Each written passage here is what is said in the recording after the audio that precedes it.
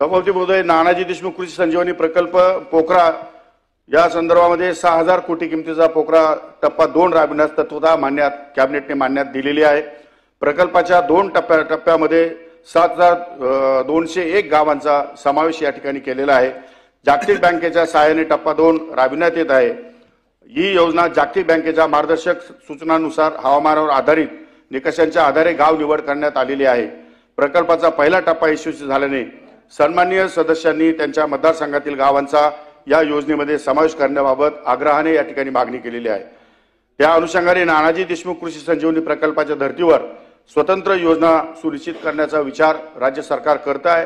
कारण शेवटी बऱ्याचशा आमच्या सन्माननीय सदस्यांना त्यांच्या मतदारसंघामध्ये पोखराच्या धर्तीवर गावांमध्ये त्यांचा समावेश करावा अशी त्यांची सातत्याने मागणी असते आणि दुर्दैवाने म्हणा किंवा सुदैवाने म्हणा जागतिक बँकेच्या निकषानुसारच या ठिकाणी गावं निवडली जातात। सरकारला त्यामध्ये फार या ठिकाणी हस्तक्षेप करण्याची संधी नाही। त्यामुळे अशा प्रकारचं त्या पोखरा धर्तीवर कोई दुसरी एखादी योजना या ठिकाणी घेऊन आणि सन्माननीय सदस्याच्या